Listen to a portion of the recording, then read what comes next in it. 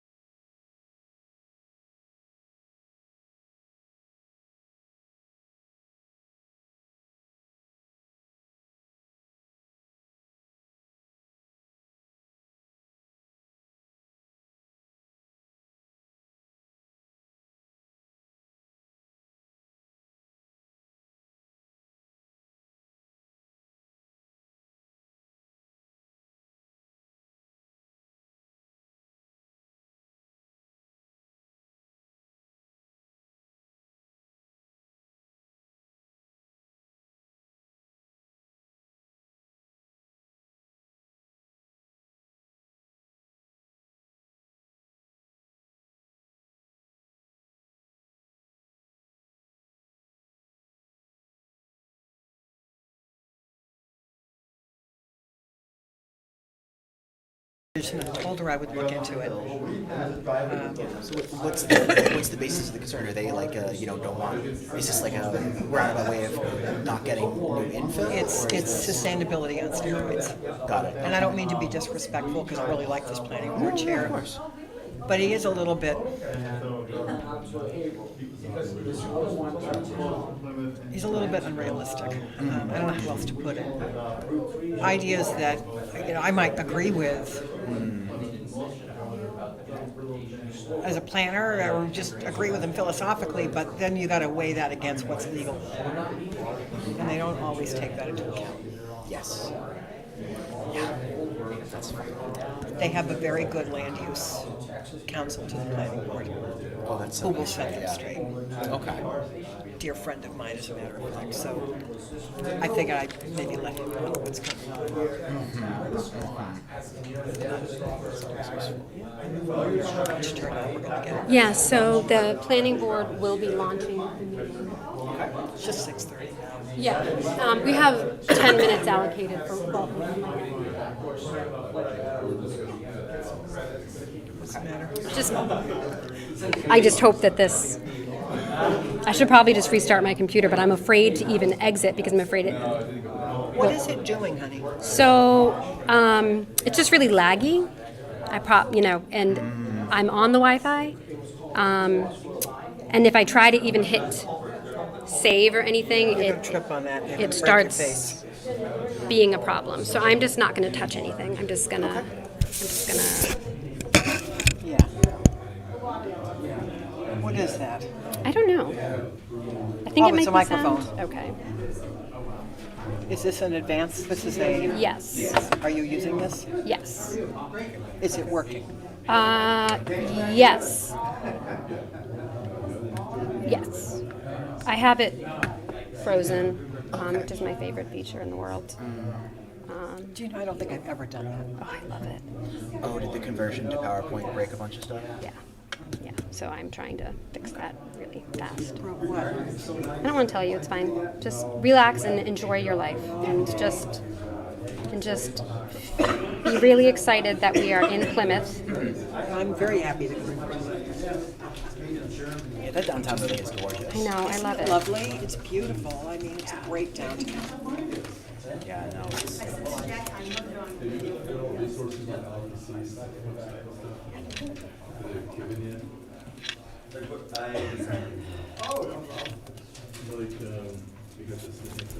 When John's right, he has his computer over here, so he has the bylaw. So if anyone has like super specific zoning questions, we can control that.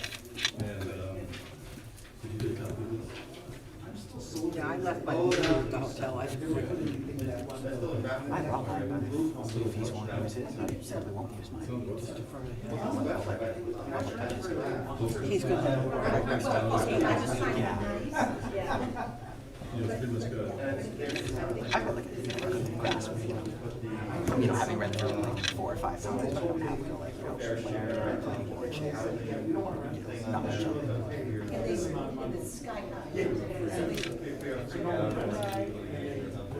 It's all going to be fine.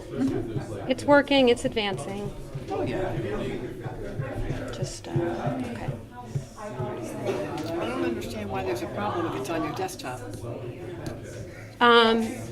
Because when I saved it last, some of the formatting, because there were fonts that it didn't recognize, got messed up. And every time I try to save, it tries to create a new PowerPoint. I'm just not even bothering trying to, yeah. So, it's fine. How are there fonts in there that your computer wouldn't recognize? I don't know. There were some like Noto Sans Yep. fonts that it says it can't I recognize. think But it's like a slides too. They different licensing for different products. Yeah, but she has Adobe Creative Suite, and so do I, so the font should match. one would think. It's fine. Alright, so I'm back. Excellent. If you need anything, just So- give a holler on the radio and I'll be here. Thank you. Alright? Thank you so much. I'm good. We're getting more.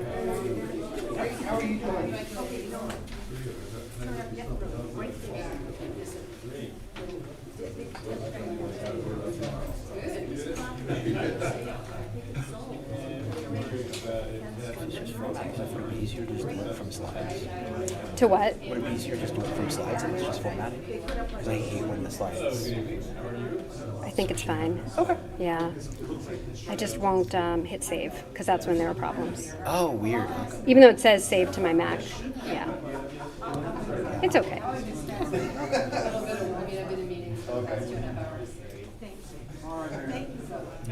Hi, how are you?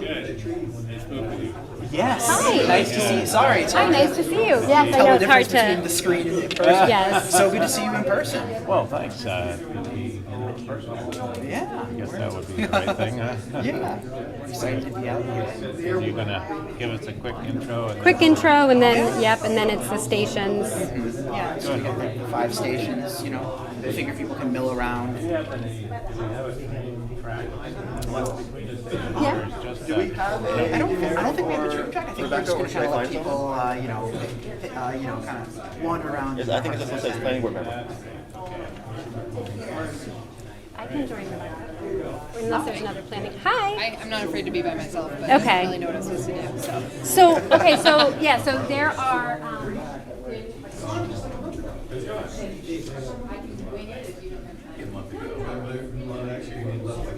Especially the maps. What's that? Especially the maps are already getting. Love maps. Don't be surprised if I just walked out with like in my back pocket.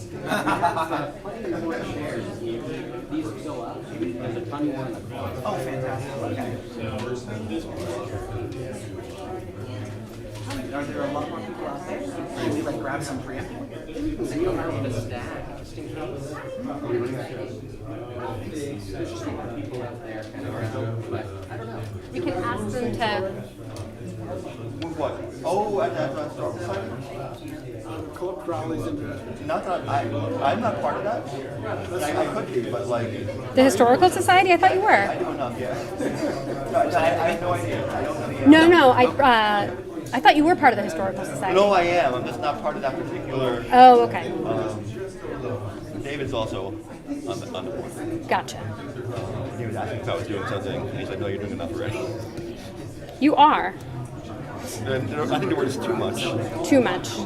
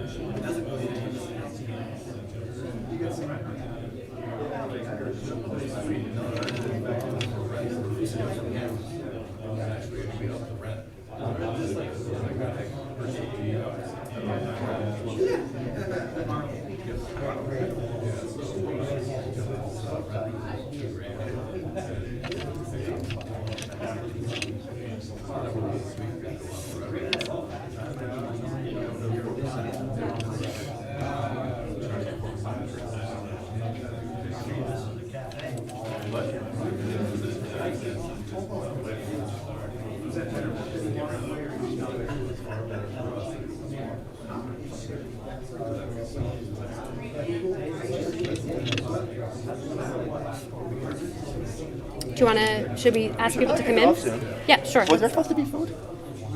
We didn't tell anybody other than the committee, and there was supposed to be. And there isn't. So that's happening. Okay. I just noticed that. Yes. Yeah. Fair enough. Maybe we can start asking people to come in, maybe that would be. Yeah, yeah. What do you think? Eyeball? Do you think we need another set of shoes? Yeah, it is a little. Okay, then we have to do it.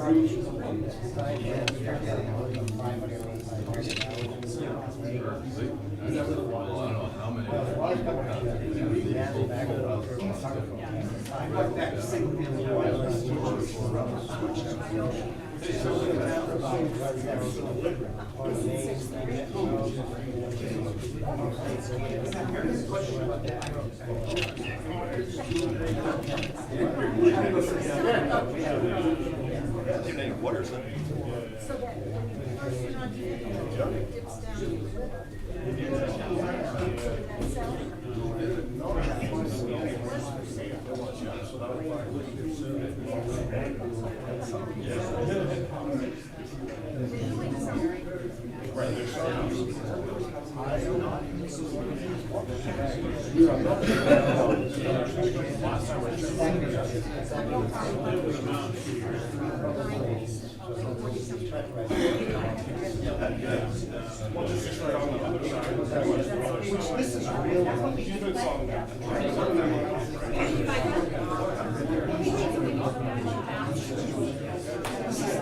Just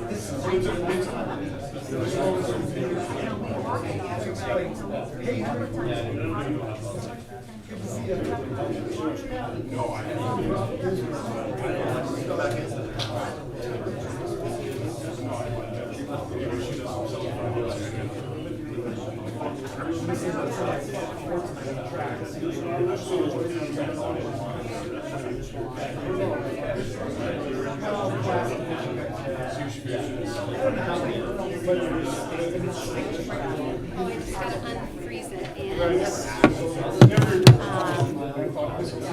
so that I can advance when you're ready. Let me just test it to make sure it's unfrozen.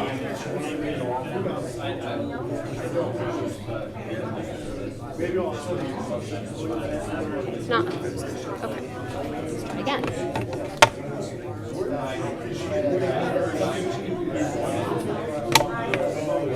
There we go. Okay, cool. So we're good. I'll keep this handy. All right. Good evening, everyone.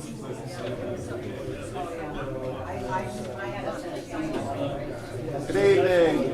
Hello.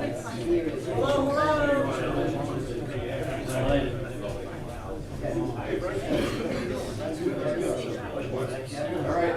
So welcome, everyone. This is the second of our community meetings for the housing study. And so I welcome you all here. Before we get started, this is also officially a planning board meeting. So I'm going to officially call to order the planning board and take roll of planning board. And so I am John Christ. I'm chair of the planning board, and I'll be kicking off the first part of this meeting. And I am present. Rebecca? I'm here. Neil? Not here. Phil cannot make it tonight. Mike? Yep. Mark? Susan? Here. And myself.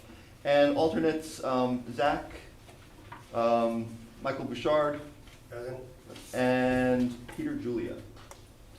Okay, we will not be doing a review of minutes this evening as we often do. We'll save those for another night. So I do want to welcome you all to the second community meeting. These are really important to this process where we get to get community impact, or community outreach, I should say, and learn more from you all through various parts of this process, as we'll be talking a little bit more about in a moment, about our housing needs and preferences and other things that we'll be talking about a little bit later this evening. A few things to realize about this building. If you need to exit, if you go out these doors and through the hall over there on your left is an exit. Right over there, there's also a bathroom. If you're looking for a water fountain, there's one right over here on the corner to the right, that are just outside this room here. If you need materials, there's some on the table where you came in. You probably got some already. There were a few materials being handed out. Otherwise, I will introduce the housing committee. So the housing committee has been working pretty tirelessly, meeting most weeks on Tuesday mornings and doing other work in between to get all this together. So the housing committee includes a few of us from the planning board, including myself, Mike Ahern, and Susan Wood, in addition to Patty Biederman, Brian Chalmers, Brian Eisenhower, Bruce Wiggett, and Matt Yetton. And all of us are wearing name tags, as are the planning board members. And Joseph Perez and June Hammond Rowan have also been working really hard with us to make all this happen, and I'll toss it off to Joseph in a moment. And we've also been working through this whole process and owe a tremendous amount of gratitude for all their hard work to Barrett Planning Group, including Judy Barrett, who is back there, Alexis, who is right here. You'll be hearing from him in a moment, as well as Will Downey, who is right over there. Tyler, not here tonight, right? Yeah, here all the time. But he's also been working with us on parts of this project. So with that, I think I will hand it over to Joseph from the planning department here in Plymouth, and she can Thank you all. Sure. So thank you all. Again, we appreciate all of your coming here tonight and participating in this this community forum. And thank you as well to everyone who attended the first one. This is great. It's so important. We really need to hear, we really need to hear from all of you. So thank you again. Tonight we're going to start with a presentation from our consultants, Barrett Planning Group. They're going to introduce the project, the process that they've been undertaking for this past several months. And then they're going to talk a little bit about the community engagement that's happened so far, what's been learned, what we've heard from previous conversations, and what we're continuing to hear, as well as the recent survey. They'll also give an overview of the basics of the zoning ordinance here in Plymouth, so what we have for regulations that impact these topics. And they'll also give some overview of different terms, frequently asked questions about these topics, because there are a lot of terms, and it's important to sort of go over those. So at the end, there will also be a discussion of next steps. It's kind of an open house format tonight, a little bit different from the previous meeting. Once the presentation wraps up, there'll be an opportunity to sort of go between stations, and there will certainly be instructions for that later on. But it'll be more casual, the opportunity to participate, give engagement, and then there will be some discussion at the end, and then a sort of coming back in here for a wrap up. But on the way out, there's also an activity to do, so make sure that if you do leave before the end, there's still that activity on the door, so you don't want to miss that. And with that, I think I'll pass it over to Alexis from Barrett Planning to take on the next step. Thank you. Thanks, Joseph and John, for introducing the meeting. As Joseph said, my name's Alexis Lanzalata. I'm with Barrett Planning Group. My colleagues Judy in the back there and Will are also here this evening. And when we get to the station part of the evening, I'll make sure that everybody on the committee also gives you a wave, so you have some faces, who's going to be at each station, which will be primarily the committee, some planning board, and us, the consultants. So I'm going to go over a little bit of what this project is. So just a show of hands, who was at the first community meeting in April? Okay, so for a handful of you, there will be some repeat information here. Just bear with me, I'll try to keep it concise. For those of you who weren't, the recording of that meeting is available online, and I encourage you to watch it, because there's a lot of information in that meeting that we're not going over tonight, primarily relating to needs that were identified based on income and things like that, your current housing stock, your current supply of housing. And so, like I said, take a look if you haven't. And then all of those findings will, of course, be included in the report as well. So again, just a little background of why we are here. So this project is part of, it's funded through Invest New Hampshire's Housing Opportunity Planning Grant. So the state of New Hampshire committed $100 million of ARPA funds to increase New Hampshire's supply of housing. And so there are funds for capital projects, there are funds, municipal incentive grants, and then there's what this bucket is, municipal planning and zoning grants. And that's what the HOP stands for, that you might see, that acronym, Housing Opportunity Program. So that's what this process is. And there are 3 phases to the project that the grant supports, and I'll go over those. But it includes a housing needs analysis, a regulatory audit, and then ultimately regulatory development based on what we learn from the needs assessment and the regulatory audit. So right now, what we've been working on over the past several months is kind of a combination of those two. So we've been really doing a lot of work on a needs analysis. I'll go over some of the community engagement that's helped inform that. Like I said, a lot of those demographic findings and housing stock findings we covered in the first meeting. But there's a lot more to the housing needs analysis as well, some of which we'll talk about tonight.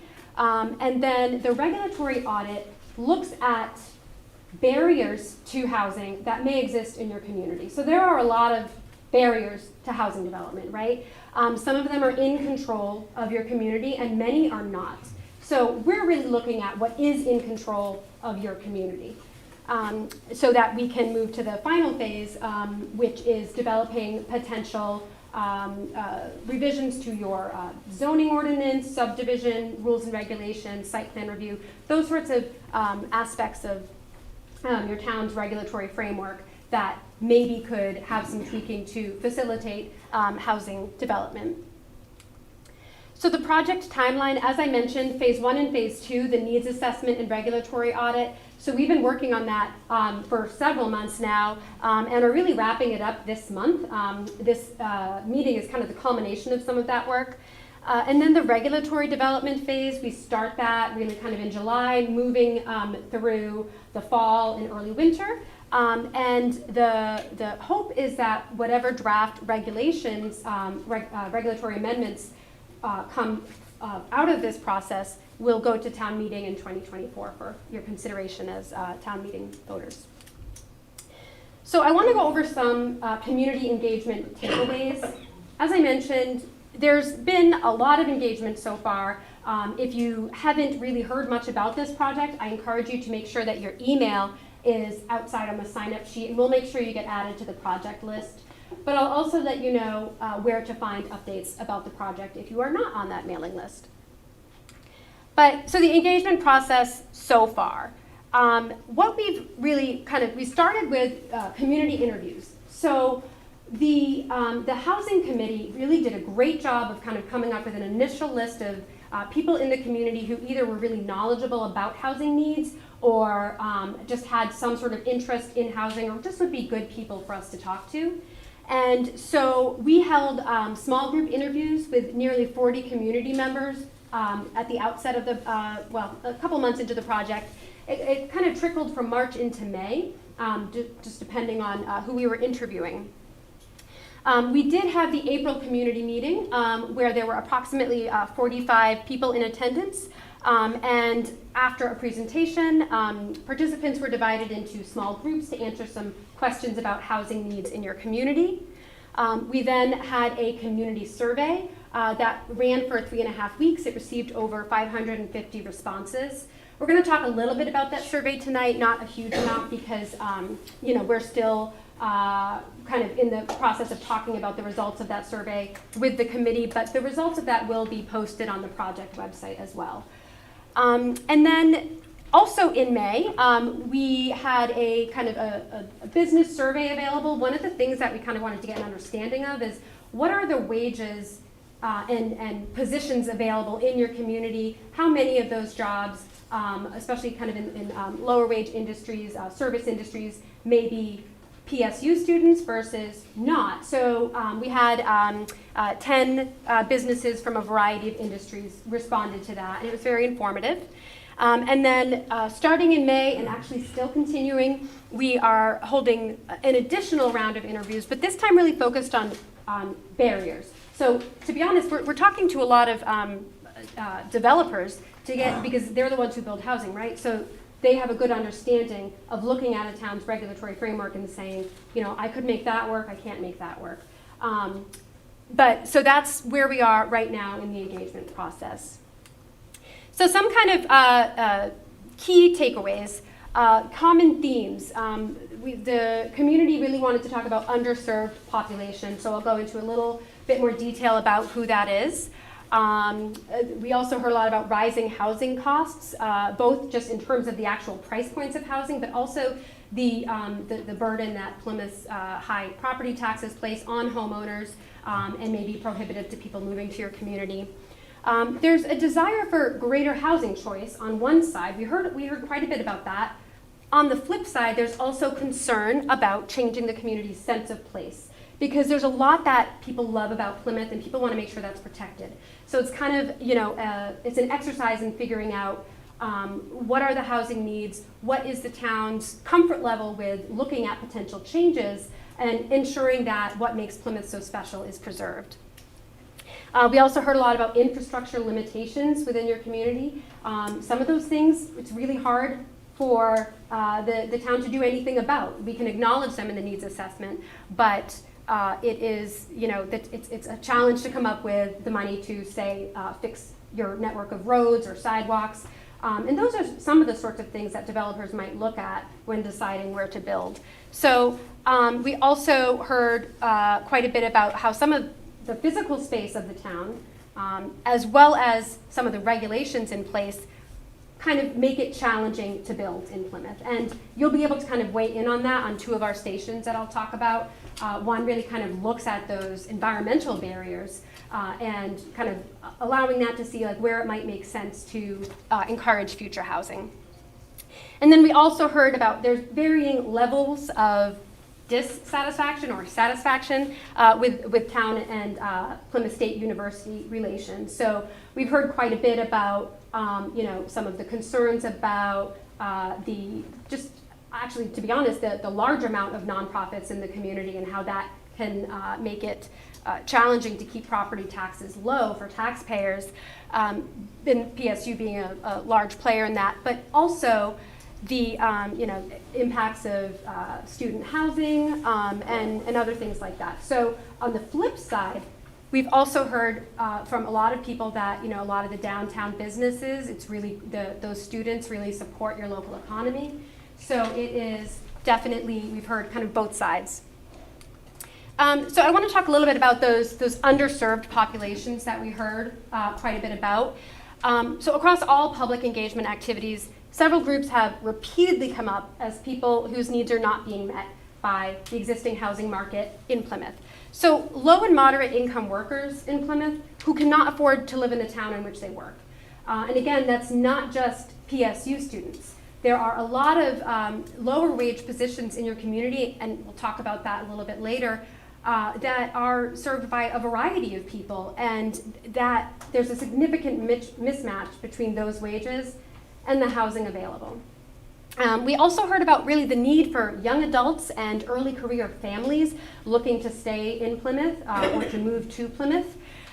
Seniors in need of accessible and affordable housing that will allow them to age in their community. I didn't say age in place because sometimes we hear that seniors want to age in their community, but not necessarily in their current home. They may want to downsize.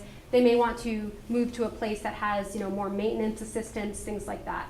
And then also we heard a bit about workers on non-traditional leases, such as visiting nurses who cannot find housing that works for them.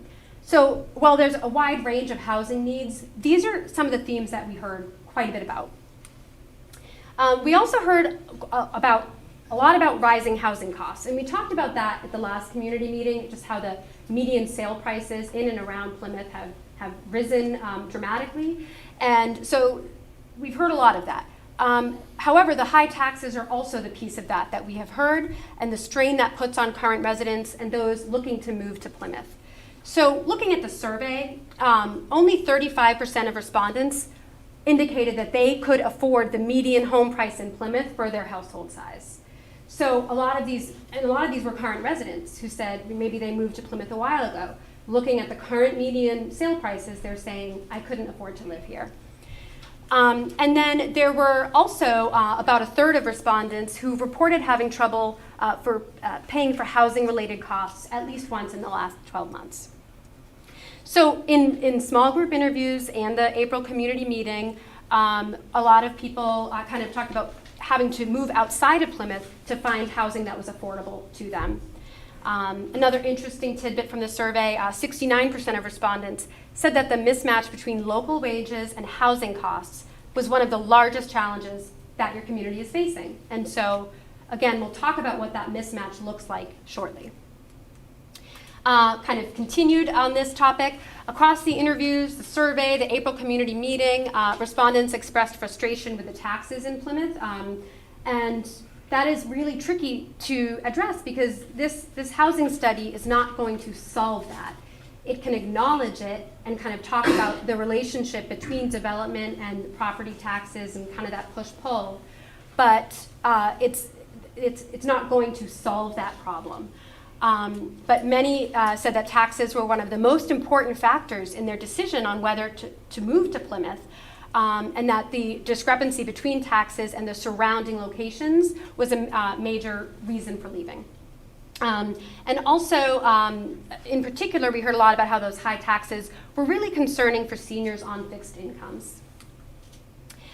So the desire for greater housing choice is interesting because, again, as I said previously, it's kind of on the flip side people really very much caring about protecting what makes Plymouth special. So there's two elements to this. Here I'm just going to talk about the housing choice side. So in Plymouth, we heard a lot, especially in the April community meeting, a lot of great conversations about the need for more diversity in the types and prices of housing in Plymouth, with a focus on providing more housing for low and middle income households, so-called workforce housing, and we'll talk about what that means. There's a specific definition we're going to talk about. So there was a general consensus that yes, Plymouth needs more housing to meet the needs of current and future residents. That doesn't mean that everybody agrees with that, but it is a kind of common consensus that also is acknowledged in the current regional needs assessment that was recently published. So 58% of survey respondents wanted this housing study to focus on the facilitating the development of housing with a mix of price points, so that pricing, again, being very important to people. Fewer wanted to see the study focusing on more housing choices in terms of like building types and whatnot. So I think that shows that people are more interested in seeing that variation in price as opposed to housing type. But still, almost half of the respondents said they would be interested in seeing more housing options and choices. So in the survey, single-family homes, not surprisingly, was what people would like to see more of. We heard a lot about that for smaller single-family homes, especially for young families who might want to move to Plymouth. So that's definitely was far and away the highest choice. But the second highest response was kind of more smaller scale, naturally affordable housing, cluster housing that can add more density while preserving open space. So again, single family detached was the most popular housing type. Over half of survey respondents believed that the town lacked both of those housing types. Infrastructure limitations. So that's quite obvious. Obviously a hindrance to development in Plymouth because it kind of is potential something that could turn developers away, but it's also just difficult for the people who live in your community already, more importantly. So existing infrastructure limits the ability to develop. So 43% of survey respondents cited poor, lacking infrastructure as one of the largest housing challenges in Plymouth. And developers talked about that as a major impediment to development as well when we conducted some of those barriers interviews with developers. We heard a lot about the desire for better pedestrian infrastructure, especially outside of the downtown. And we also heard quite a bit about parking and the concern, especially kind of downtown residents having trouble finding parking and overflow of existing parking in some areas. And then I believe this is the last slide on the community engagement side. There's, like I said, a desire to protect what makes Plymouth special. So we've heard so much about how amazing your community is, how much people love to live here, the reasons people move to your community, the great schools, just how beautiful it is, your wonderful village commercial, Main Street, just all of these wonderful reasons that people love Plymouth. And so on that note, there were about 80% of existing residents who took the survey said it was either very important or somewhat important for them to be able to stay in Plymouth. So that is huge. And then many respondents were proud of being lifelong residents. We love hearing people talk about how I've lived in Plymouth my whole life, or my family's lived here for multiple generations. People have a strong sense of community pride. That also can be a bit of a barrier to housing creation because maintaining that rural character, sometimes there's conflict there with creating these additional diverse housing types that people are looking for. And then, so the physical space and regulations that are barriers to development.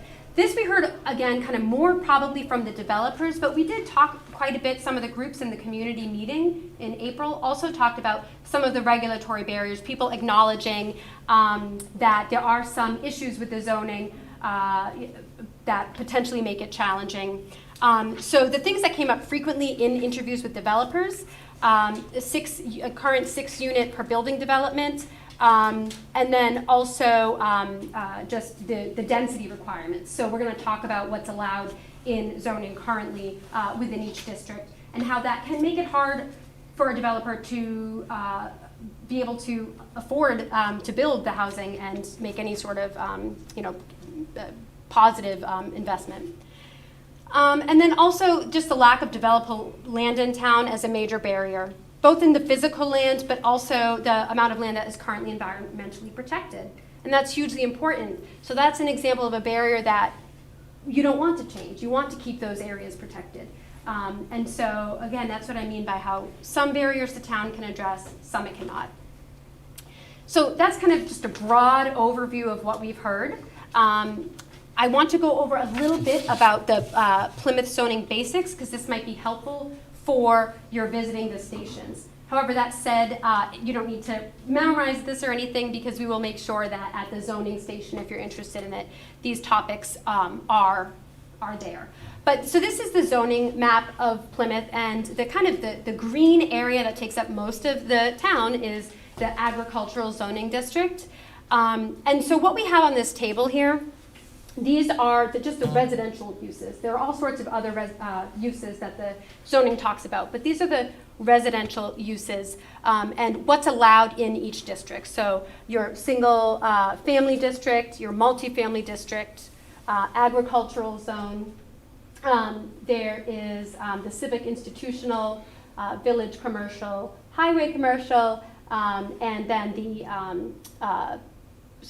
industrial and commercial development. So you can see there's a lot of SEs there, and that means special exception. So that also was identified by some developers as something that makes it maybe a little more challenging to create housing. I mean, even in the multifamily district, which is made for encouraging multifamily development, it requires a special exception to build that housing. And then, so I think that's the main thing I want to point out. And then just across all districts, the maximum building height being 35 feet. Again, you do not need to worry about this for purposes of discussion, but what I just want to emphasize here, so these are the minimum lot sizes by zone based on the units and based on whether it's on sewer or septic. And so I guess the big takeaway that I would take from this table is this is not a very high density. And to be honest, even in your single family area, those density requirements, you have a whole lot of properties that are already non-conforming. They're already on smaller lot sizes, smaller than half an acre. So it's not just the density issue when we're talking about multifamily, it's also that your zoning doesn't even really match up with a lot of what's on the ground anyway. So the housing terminology we want to go over. There's a station that will talk about these terms, but we just want to acknowledge that there's a lot of confusion about terminology with regard to housing, and I think it makes it difficult to have conversations about it. So we wanted to just go over some of the terms that we're going to talk about, and we just kind of want to have a general consensus about what these mean. So the terms that we're going to be talking about are what is market rate housing, what is affordable housing, what is workforce housing, what are low-income housing tax credit projects, and what is subsidized housing. And all of these definitions we're taking directly from the state, New Hampshire Housing Finance Authority. And so that's where these definitions are coming from, and so that's what we want to stick with when we talk about housing. So it's obviously very confusing, and this is very confusing, but we're going to break it down piece by piece. So this is kind of showing some of the overlap between these terms, and we'll talk about them briefly one by one. So still a little confusing, but market rate housing, so that is simply defined as housing that is available on the private market, not subsidized or limited to any specific income level. And again, that's the state's definition of what market rate housing is. Affordable housing. So affordable housing is defined by the state as being totally independent of one's income, which is interesting. So affordable housing is defined as housing, whether it's rental or owner-occupied, that costs no more than 30% of one's gross income. So rental cost, it's rent plus your utilities, and ownership cost, it's your mortgage, taxes, and insurance. So that's how it's defined. So in other words, someone with what's affordable to someone at one income level may or may not be to someone at a different income level. So the relationship between these two is that you have your market rate housing, and for a lot of people, it may be that they are affordably housed in market rate housing. They are not paying more than 30% of their gross income from all sources to housing costs. So there's significant overlap there, according to the state of New Hampshire's definitions. Now I want to talk about workforce housing, which is another term we hear a lot of. So under New Hampshire law, workforce housing is priced as follows. It's very specific. So rental housing is priced as being affordable to a household of 3 with an income up to 60% of HAMFI, which that stands for Household Area Median Family Income. And I'll show you what that looks like for Plymouth.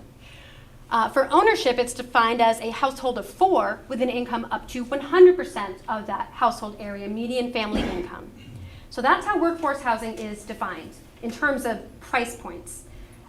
Interestingly, the state does not say anything about the actual income levels of the people living in that housing. Communities are not required to ensure that it's people at those income levels in the workforce housing, but it has to do with the price points of the units. Another important thing to note, workforce housing, it does not include senior housing, and in order for a development to be considered workforce housing, a majority of the units have to have at least 2 bedrooms. So the overlap there. While workforce housing is very specific, 100% of the time it's going to be considered affordable because that pricing, that price point it's defined by that 30% of the income for people at those income levels. And it can cross over with market rate housing. You, I'm sure, have housing in your community that's just naturally already fits that income parameter, which we'll talk about what that looks like both for rent and ownership in a moment. So that's why there's some overlap there. Again, you have some workforce housing, I'm sure, that is market rate and it just naturally fits that. But there's also going to be housing that is not considered market rate. So now we're going to kind of talk about some of that government assistance that can be tied to housing. So one term, low-income housing tax credits. It's a federal program that subsidizes the creation of affordable rental housing, in a nutshell, for low to moderate income tenants. And developers get a tax credit allocation for building this housing. So they must have some or all of the units have to go to tenants at rents below market rate. So this is income restricted. The workforce housing is not, but the applicants to this housing, their income has to be from all sources at a certain level. And you can see the relationship there. So low-income housing tax credit projects can contribute to your workforce housing. They may not necessarily because maybe they are, maybe they don't have that enough two-bedroom units or something like that. But there's definitely overlap. And the last thing we're going to talk about is how New Hampshire defines subsidized housing.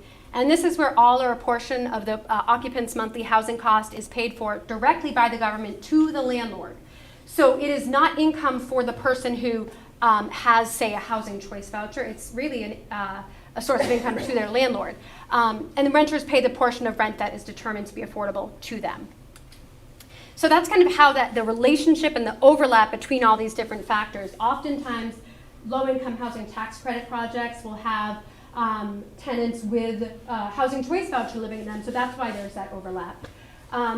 One thing that I do want to point out, technically someone with a housing choice voucher could live in market rate housing if they found a landlord who was in the private market who was willing to rent to someone with a Section 8 voucher. So I promised you that I'd show you kind of what that looks like for Grafton County. So the U.S. Department of Housing and Urban Development publishes income limits each year. And so the reason I have these two highlighted is because they're going to relate to that workforce housing definition that I gave you. And you don't have to take in all these numbers right now because I'm going to just kind of emphasize a couple of them because they're going to inform the next slide. So you may recall so that for a rental property, you're looking at 60% of the area median income for a family of 3. So for your area, that's $54,000 a year. An example of a family that might fit into that, a full-time truck driver, a stay-at-home parent, and 1 child. This wage data is from the New Hampshire Employment Security Office for the Plymouth area from 2022. So that's where we're getting those kind of median wages. For ownership, you may recall, it was priced as 100% for a family or household of 4, and that works out currently to $100,000 a year. So this is to be considered workforce housing. For your community, that would look like a full-time police officer, a full-time experienced home health aide, and 2 children. So that's who that workforce housing at the ownership level is can be priced for. So there is a significant mismatch because the median sale prices for single-family homes in Plymouth, you can see over there, do not match with what a family of 4 with an income of 100% could afford. So that's factoring in, these are the assumptions that we use to calculate that. Not paying more than 30% of your income, so not paying more than 30% of $100,000 a year. Current mortgage rates based on, as of a couple days ago, based on Freddie Mac mortgage rates. And then Plymouth's current property tax rate is also applied, which is currently $31.44. So all of that comes together for us to calculate what they could reasonably afford.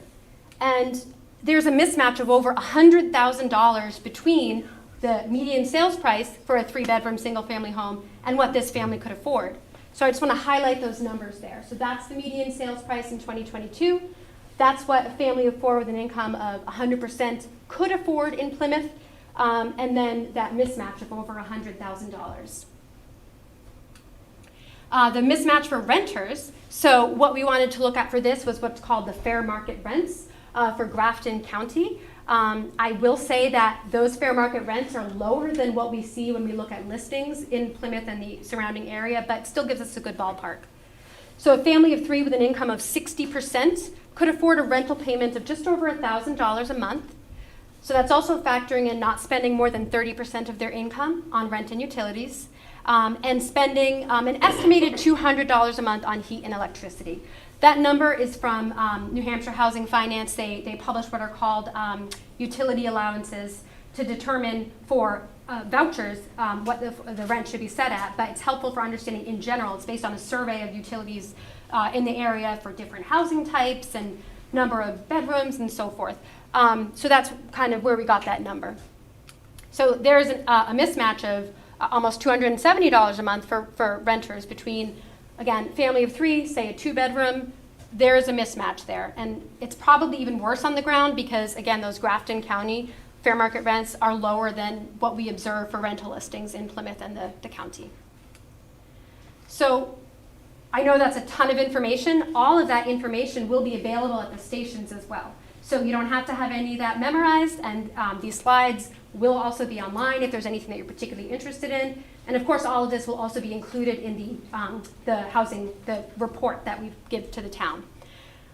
I want to talk about next project steps before we introduce the stations. And the reason is an open house forum such as this, the idea is that you can just leave when you're done visiting. We have 5 stations.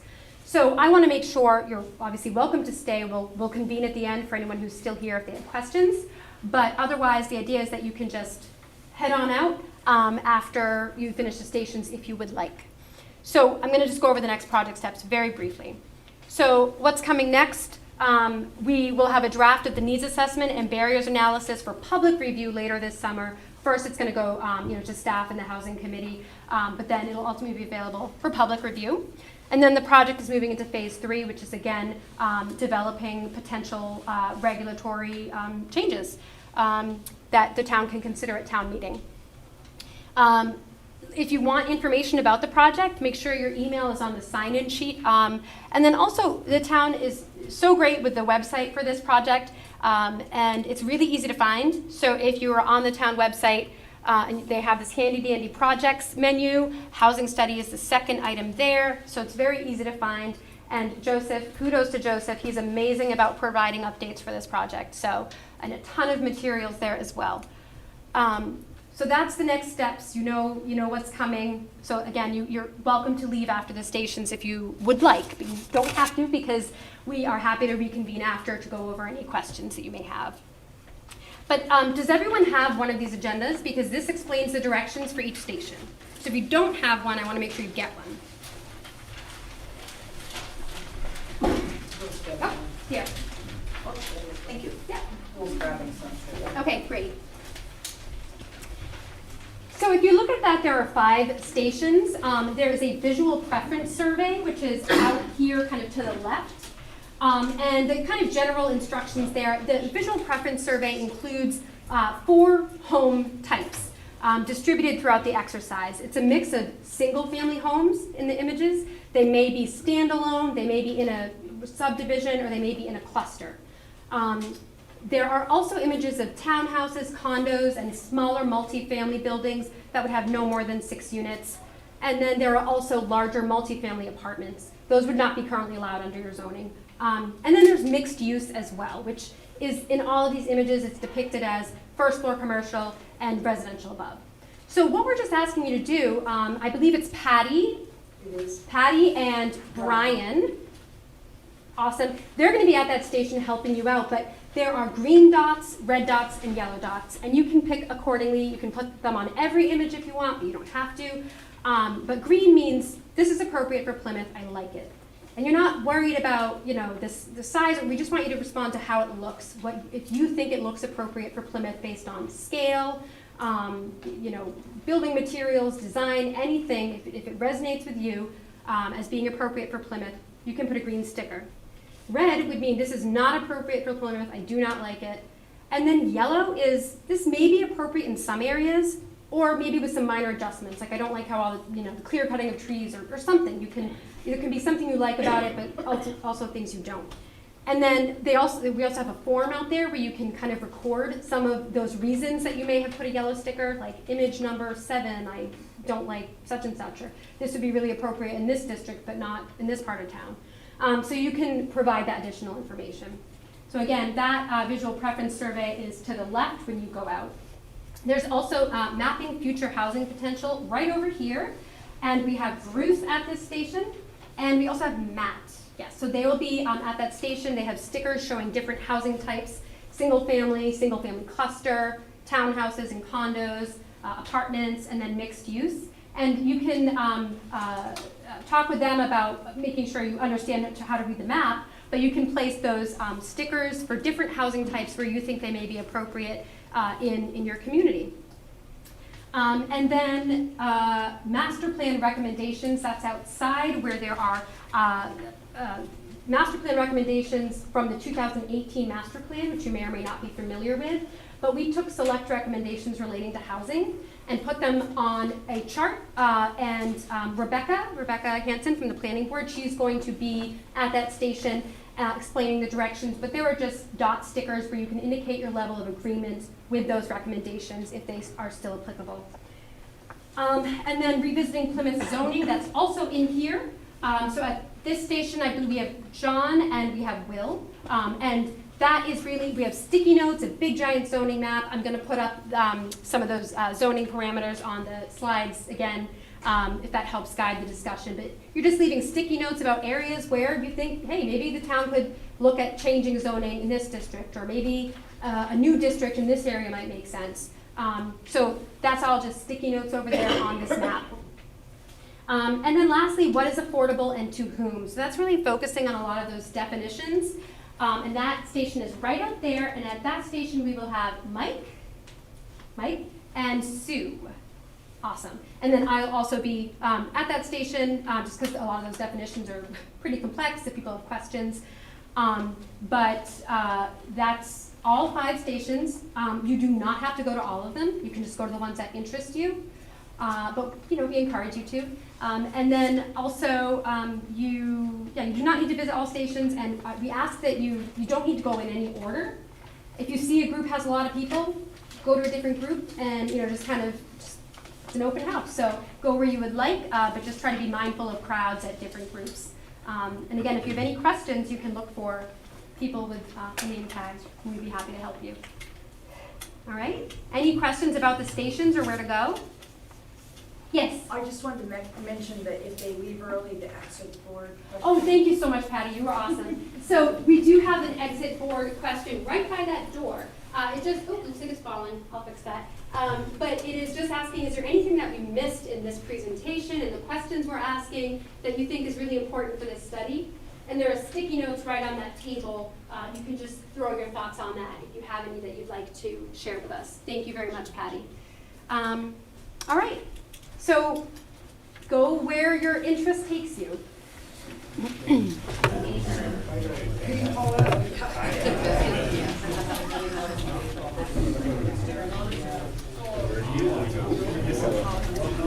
To alleviate your anxiety in the future, make your PowerPoint or PDF. I know, it's like you don't think about this stuff until that was outstanding. Thanks. I thought the community piece. Hi. Hi, I have How a are you? question. Oh, sure. Good. In the business surveys that were done, there goes my name The survey from the businesses, are there any agricultural businesses inquired on that? That is an excellent question. I don't think so. I don't think so. Good of that. Yes. The agricultural. So- I have the deer farm, so, Okay. and Ah. Michael has a tree farm. and Right. So, somebody from that group should have done. well, we are happy to still do that. So what we had committee members help with the distribution of that and just trying to get a variety of industry, but it's absolutely an oversight. And so I can talk with the committee member who's working on those and just make sure that you or another agricultural business. We would want that input. We absolutely want that. Yes, We want that input. definitely. So we'll make sure. I'm sorry, Thank you for that so, comment. is your info out there on the site? Okay, great. Thank you. And your name's Henry, so I'm going to find you. Thank you. Maybe. Maybe. Thanks so much. Okay. Oh, great. Okay. Oh my God, I promised I'd put those zoning things back up. It is.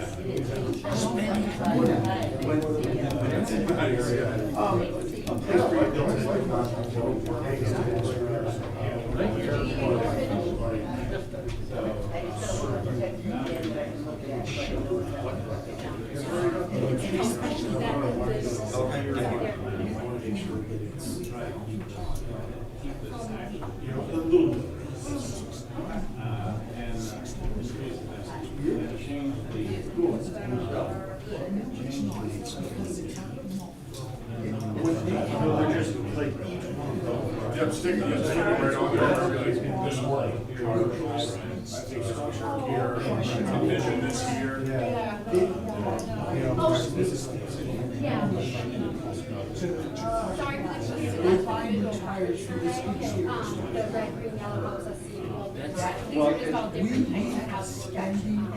Darker kind of indicates more dense. And we spend way too much on things that. And everybody has a wish list. You know, the only 2, 3 departments.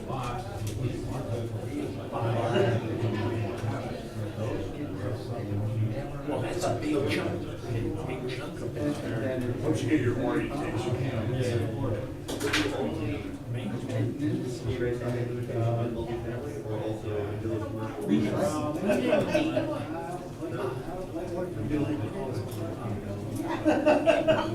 I know, that's the care. He brings ambulance just like 2 years Last year they had the ambulance.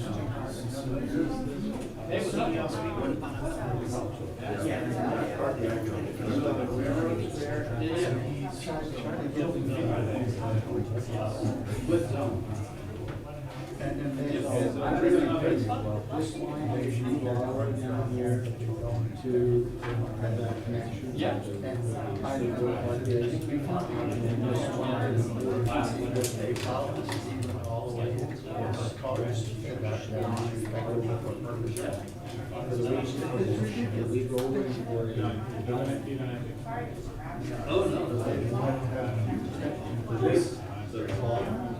I've written a paper that,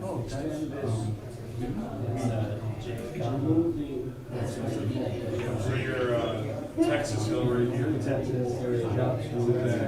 This is I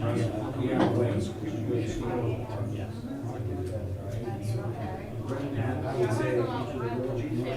So you're over on that side. That's all. So like here's Brooksville, here's Fairgrounds, Brooksville. Scott. Well, I can't believe Scott is Village Farm. I think it's a historical, I think it's historical, which this one, that one, that one right there. Well, coming for all of this. No, the cameras here. Yeah. So you're saying this one? Well, right where you're shooting. Well, it's not all, it's bigger than. Yeah, I think it is. Yeah, and what I said is that it's a 100-year. Right. The model, so like you know, we start building a boat. And it starts raining, like that would be the ultimate fill up, but we all know. Because this one, it's not.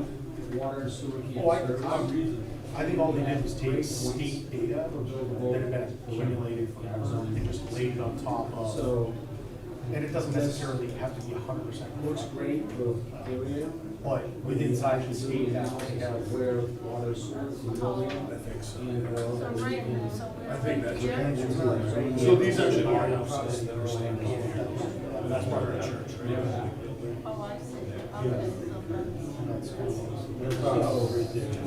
So right now, what can we do with that property? The way they got the wetlands, they do Nothing. nothing. But there are lots of exceptions that can be done, so That's if crazy. you were to put that out there, like, You don't, that is, it is a reflex. which is, It's 100-foot bank. so, Yeah. that note of, you know, verify what, you know, some of these, like, mountains look and it's just. Frankie, grab that. I'm done, yes, I sold it. Yeah, thank you, yeah. I thought you were right down, yeah, wicked nice guy who bought it. Somebody's putting the number on it, need a pencil. He's selling sheds, yeah. I'll get you yours. So what do You you know want where, to say? 4 is, exit 23, the gas stations, that shed. Say, wetland is not represented in our wetland. I mean, it isn't. It's a ravine, it's in a 100-foot across. Yeah, right there. Is this a wetland? It's Awesome. Would we leave, Yeah. would we leave the rest of the That's why our fence goes all the way up to Dickies. Yeah, just say, not represented in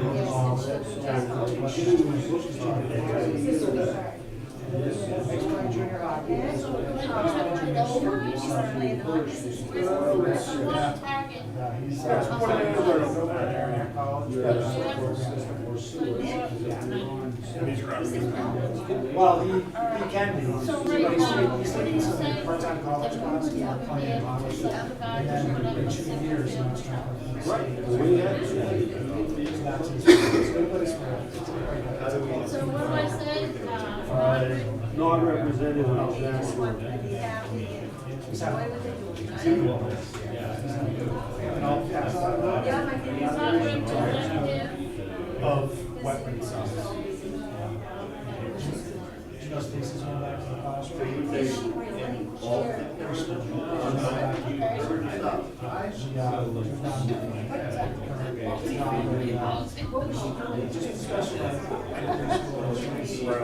You want the commercial, like, the building on she wants to go back. She's new commercial, that's what she's really putting one there, right? Yeah, these ones right here. You're like, oh, down there.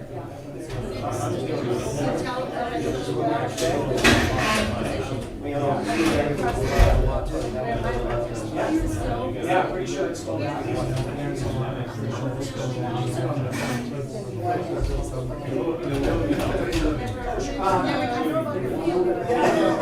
So basically,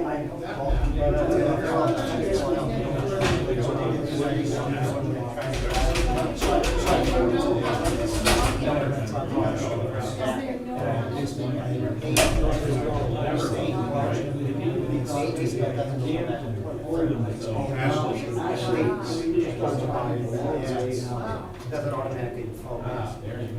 Anyway, one of the issues you have, high density, it's all still standing. It's all still standing. Minimum number of spaces per single family is 2. Per second, you can't have less than 125% of the Yeah, there is, just 75 acres, that's those two space zones. required. Then you slow the fair. Actually,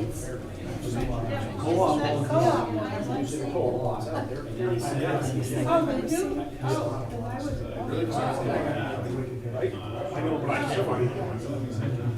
No, they were gonna put their headquarters there, but then they just. Yep, that's right. He does better at work. He does great at work. Doesn't make red barn. Good job. That's fine. Can't be done. On the sill, on the second story. You can't take those What's that? tax rate, Yeah. construction, Yeah, I know. it's hard. And the custom market, you just can't get that. You'd have a 10 by 10 house. Part of the, what we're looking at. Labor of love. Well, if you ever need something, let me know. I live on Texas Avenue.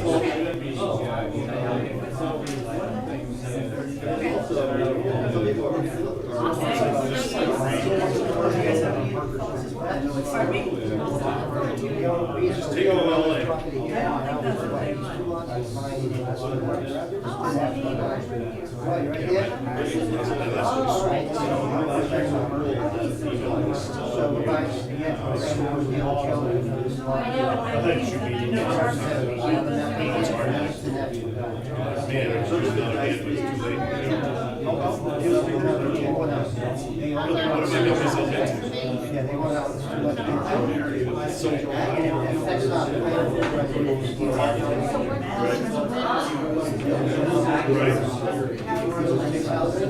It's a great corner, but take care of it.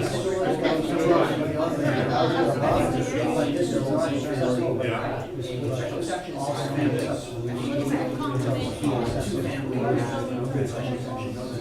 It's actually not, that's like a nice size of that thing. That's the key thing, because if you don't do that, then what's the point? It's gonna go away. Yeah.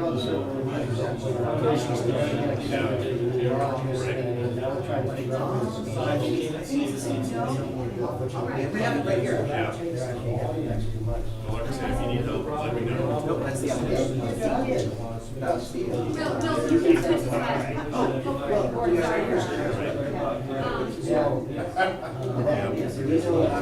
see nothing. I think there needs to be like work with the reservations.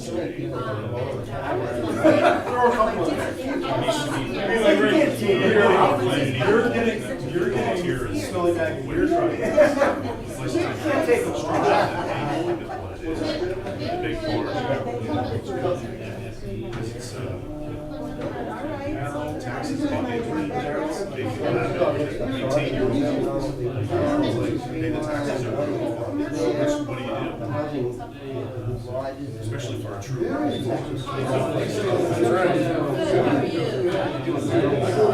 Incentives for. Very hard to see,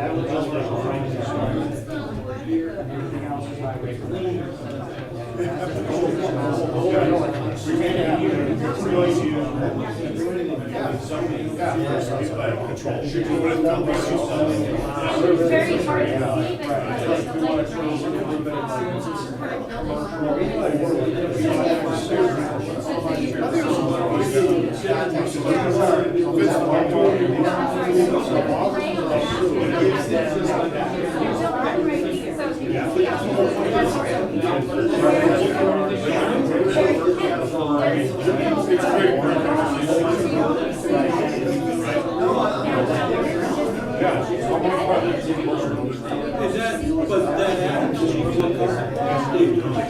So I don't understand where it gets read, and I talk to CBA, and I get that after. Well, because I come and you say, what's the matter, you don't know how to read? You get that type of attitude, you're not gonna have a problem. If you put that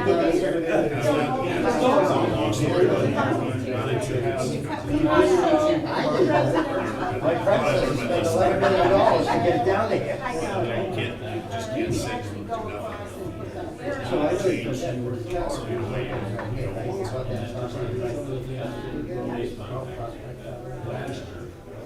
trying to get them to. Yeah, like I said, they volunteered. Things have changed. They bought a farm. They bought up my farm. That's on the farm. So the sewage line is across Jason's. Goes right here. It just, exactly, it just comes like right to where like it crashes over down to the highway. It then shoots across that old I thing. know, I recognize. Right behind. I stopped to roll my window and say, Mitch, I said, like big lies sometimes. No, the school doesn't have water. Sometimes you Watershed, it's called it.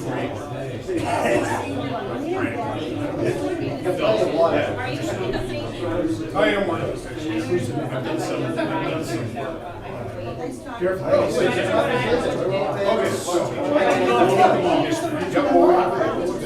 You put a whole thing in the middle, and they were like, right there. I want the commercial on top of the say this good job. I told him, I said, you might work for. He comes and he goes, he looks and he goes, what do you mean? I know you're right. The last thing I want to do is like cut up a brand new house. Oh, yeah. Really? And I'm like, I took care of providing. I saw it in his yard. That's downtown. Skinny. Yeah. I mean, I'll pick that up too. So this is downtown, Thurlow Street coming up. Did my job there. Texas Hill. Apartments, cluster homes. That's Texas Hill shooting.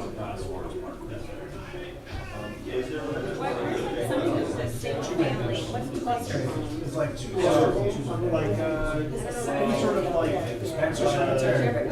Oh, yeah. Yeah. So you need a 40 acre lot. Not like a point, like That's 4 acre lot and someone has 14 cars, you know, So what you can do is you can consider.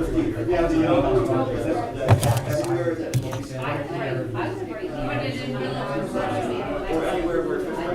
I love it. And I don't want to see it.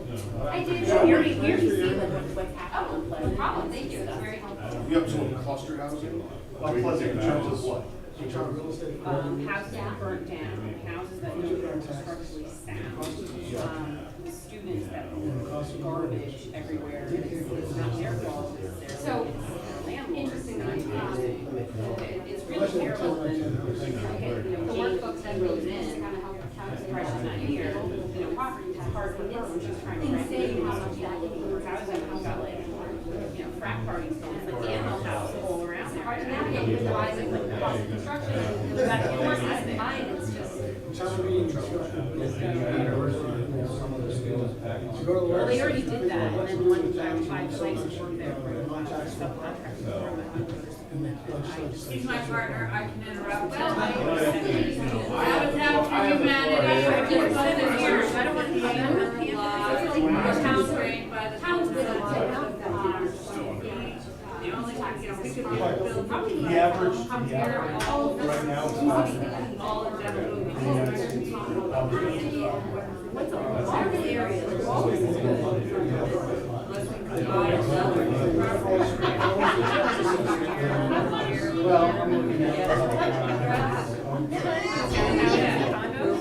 Who makes that start?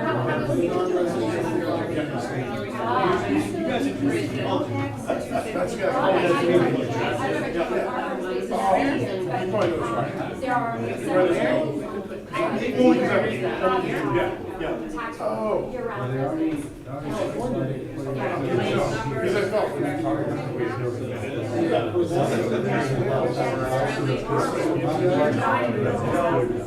What about right here?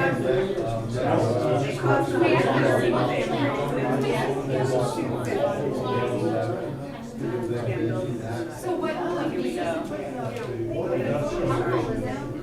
This shows issues.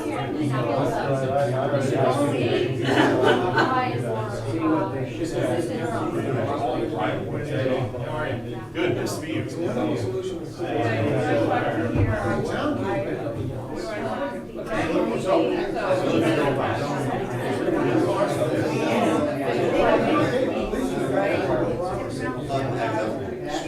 There's such a growing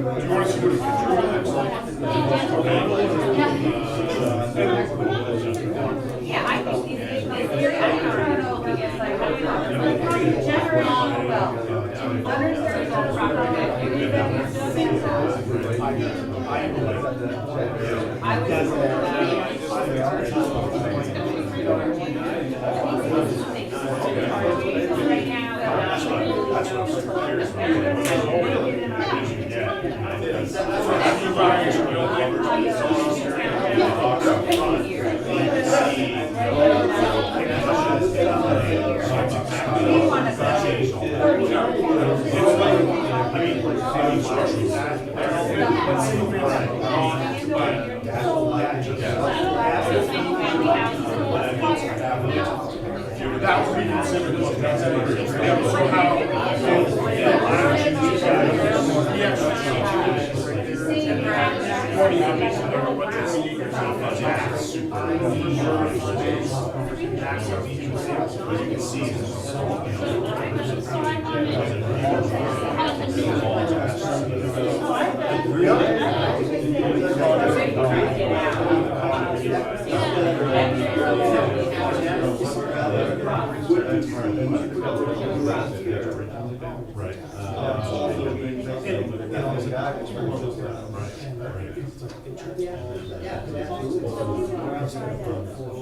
You would have quarters to it.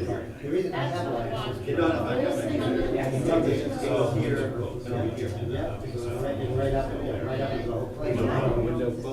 Karen, that's exactly what I want to do. What's over here? You tell me what I'm looking at. So, yeah, that's exactly right.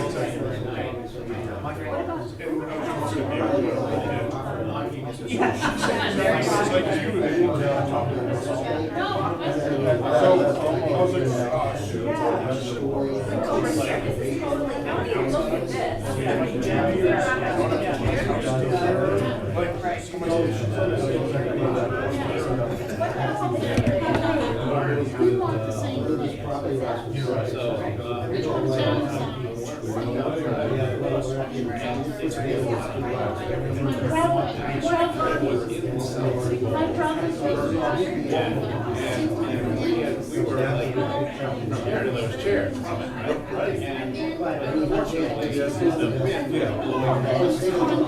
where you are. Forget my station, roll over and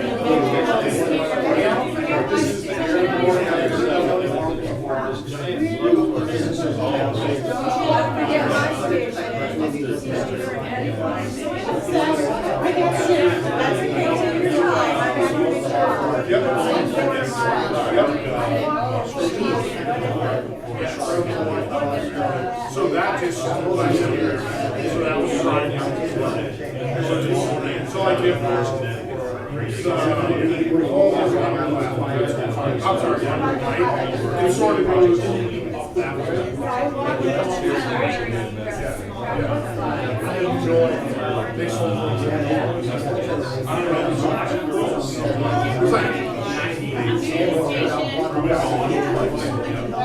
I don't know what the credits are, I don't know.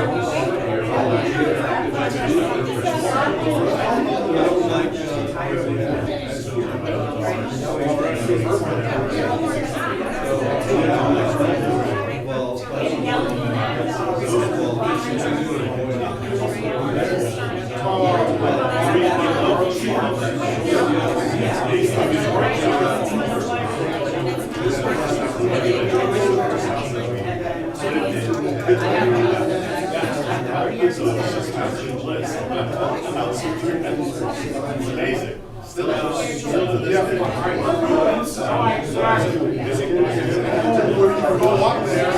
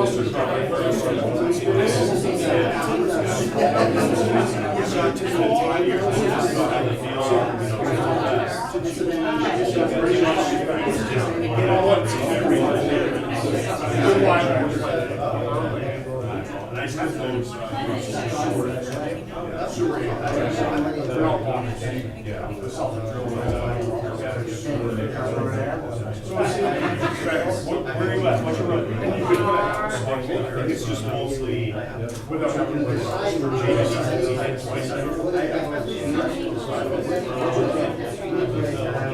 yeah, no drivers are only sure. I know, right? Yeah.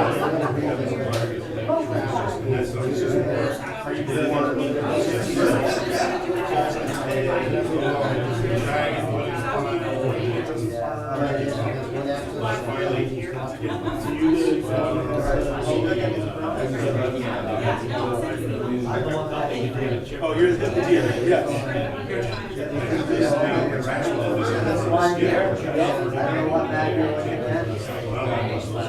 It may or may not be. It may or may not be right. No, just like some of the.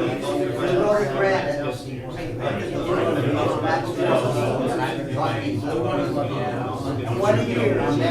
Like the job, that's a lot. Look at the rest. They're doing the line that my fence. Here. I say that's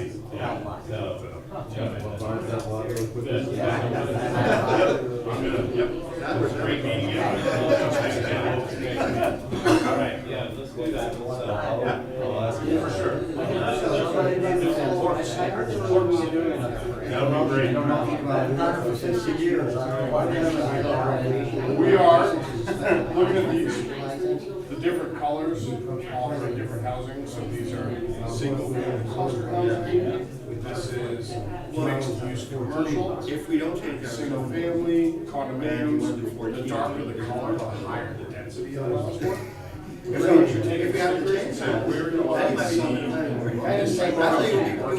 would be going more than.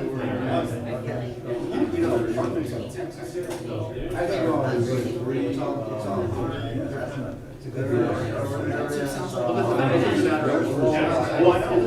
Walmart's right here. Yep. So we have Tenny Mountain Highway, Route 3 has that. Get those up. Someone put a commercial street. Bruce said there's a retribution. Like, literally, like, he called me and said, hey, I'm not gonna be able to do that tonight. I am a trans. Joe, do you remember when you two represented? Yes. Right there. Yeah. I actually just saw, literally, it's like the founding father was like 2 years ago.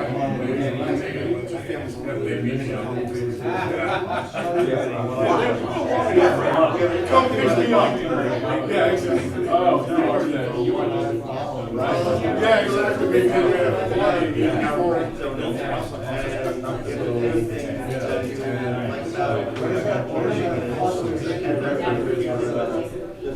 So this is single family like structure, like Steve's house. What I'll tell you what, that's actually wherever Tractor Supply. That's where you're We wanna work with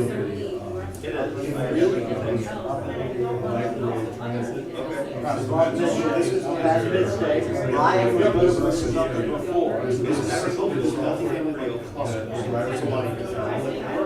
housing development.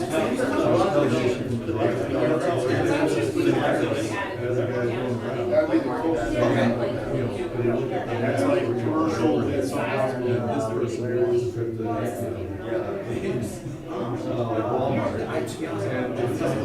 this is all, so you can say over 65, you can still have a D, apartments or townhouses, something in retiree type of.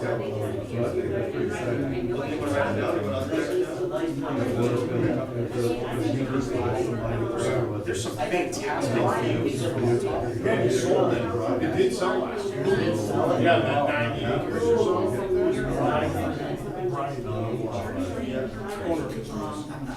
I was here. several years ago, Patty and I were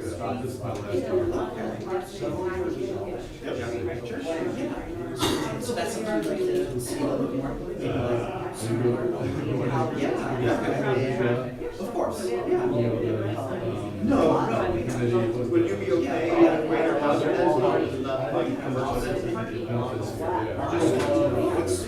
What's your partner's? Yeah. Susan just said at the desk, freaking plan, and the town is holding her that. Susan with Habitat for Humanity. Yes. When we were speaking Yes. to. Oh, yeah, I met her. Like, well, that's what was that? Because that would not be okay. yeah, she's every time Chris sells for each reason. According to what Mike is saying, there would be more permanent residents moving to duties, but presumably also others. I think you talk about more housing than. I think it is long term as well as, and there are people living there long term right now. Like, are you guys?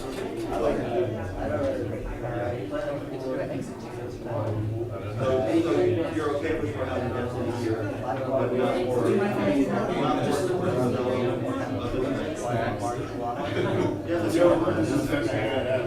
I don't know, it's the federal government, someone's, This is so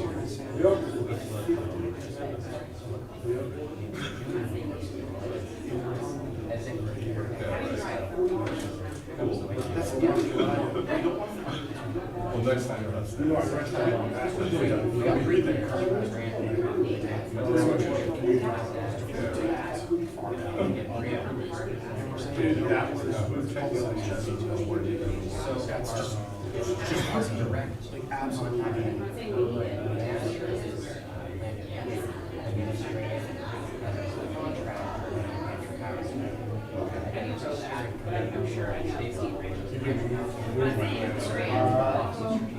Out far enough. Put it out front, I didn't say that. Oh, it's not like, I literally, I deleted, that's what I went out, I deleted, like, you can't read that on a chunk. What is, at the intersection? Which then displaces all the recommendations. And I was like, geez, what's that? Old board, right here. Why am I flooding? Oh, I'm right? Like, yeah, well, cubic meters of, like, natural. so we're talking about precedent is being further developed right now.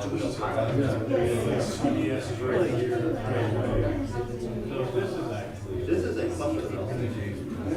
So that guarantees open space and in return, creating the open. I say we need a. Oh, yes, the co-op is right here. Yep. So it's smaller.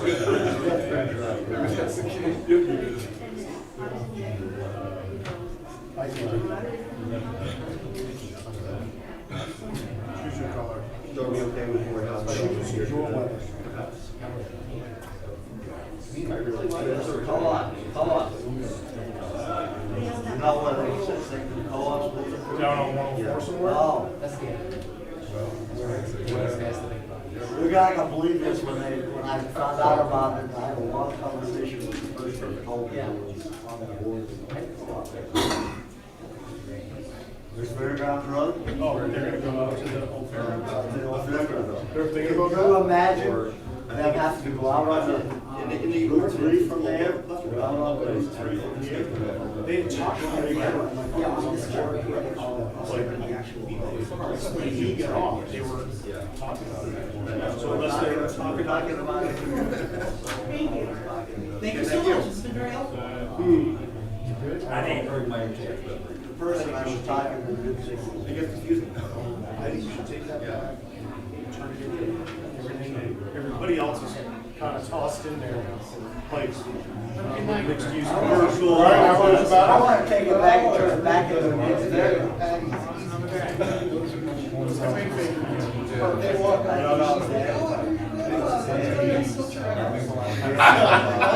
Let me tell you about the type of stone we used on the first row. So it's easy. Same. You go around and you want to spend before, you know, it's like. We appreciate, she's like the mayor. She yells at Scott. She picks on Scott. And she's, but everybody, everybody's on board. Okay, good. Nothing down here. No, I'm sitting over here with a random yet. All right, it's like the founding fathers. No.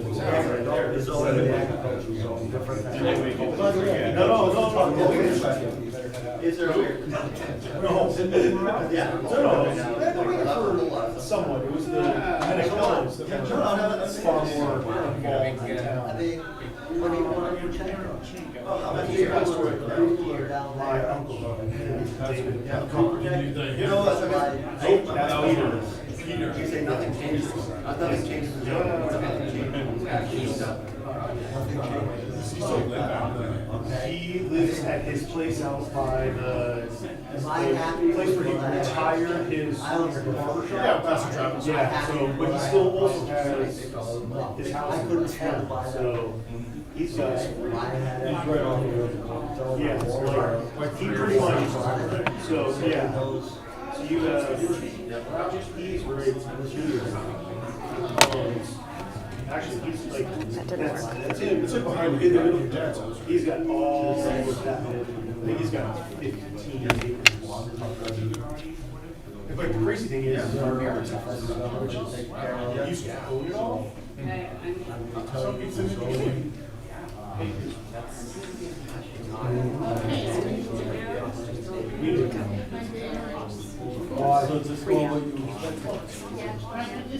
Thank you for your one. Did you put your name down in the email? Seriously.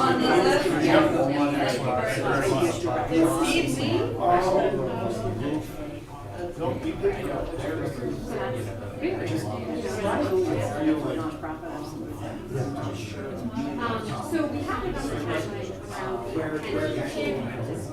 Oh, wonderful. Where are the pictures? Which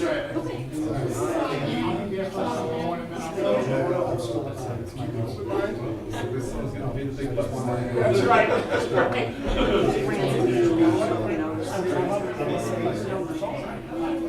So I don't need to know. But Can't not answer the phone with that. good son. Yeah. No, so, the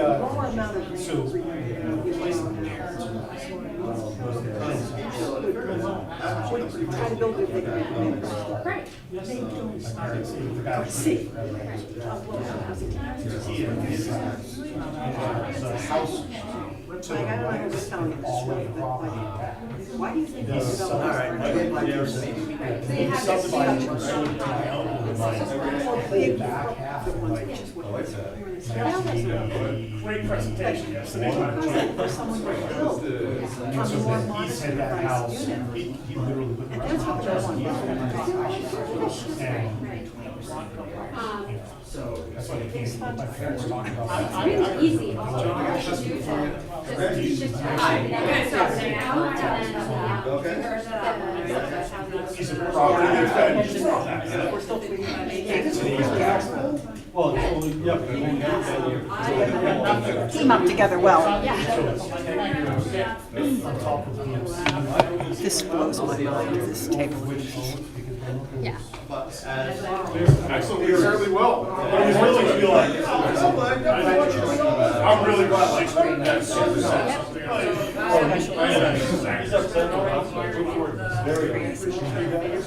Even in multifamily, so it was interesting when we were when we did the interview with John was saying that kind of helps the planning board still have oversight. So I don't even know. Don't you still get that through site plan review? Yeah, you run your site plan review regulations. So you're right. So that's. I mean, I'm gonna look at the state site plan review. Provisional do better, the state law, because we don't have that in Massachusetts. So in a way, in Massachusetts, it's an it may be more restrictive to find here. I also wonder, and maybe you know this, I don't know offhand, can you have Well, Massachusetts is. yeah, I know. So I know you can have design guidelines. Oh, so design standards, that's different. That actually has to be in the zone. Right. Because it's essentially functioning as though it's a dimensional performance. Right. So that's why most communities do design guidelines. Yeah, so I understand the difference in Massachusetts, I just don't know if New Hampshire, you're even allowed to do design. Oh, I think you are, and you can do character-based districts here. So, Yeah. because that can be a way potentially to make, multifamily You housing. may have to do it as an overlay. So we should look at that and see what's. Giving up a family. It looks really interesting. One of my favorite single-family vehicles out there, really kind of rustic-looking old wood. Someone said no because they provided them with all of the. You're all heading home this evening? No, we're staying here. Yeah, that's my fault. Yeah.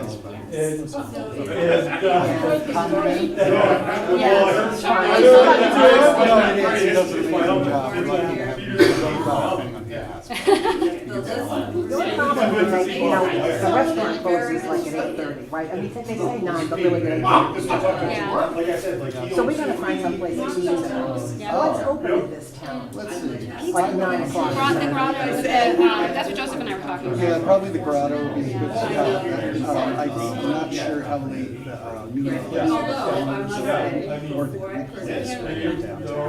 They're all within like, not even 30 yards. Do their hours change when the season leaves? Exactly. And then the town requires a little bit before the summer season.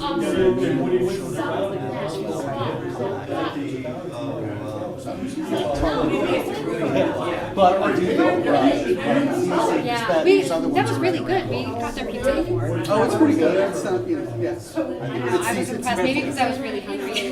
That always helps. But no, the food's good there for sure. I'm trying to think. That, as far as just building by this, that's probably the best shot. It's not realistic. You're not saying, hey, I think $5,000 all I this. wrote it here, short-term rental, multi-family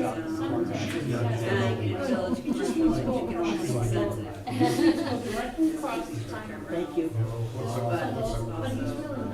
It's a pizza. You can have a boarding house and a car repair place and all those other bizarre uses. I don't know. What's The funny part is, My dad would love to buy the property and then. Gary sees. Thank you. Talk to Lisa and be like, I'll put it down. Just to put it all in. No, where'd you live? Some of them use the. So we bought Homer Park. Peter was like, Really? so like, we were There's a banker and it became some Kurt is like, she's got an It's starting to just have. his arm around. Here's the thing. When you have a public conversation, Oh, is it really cool? It was his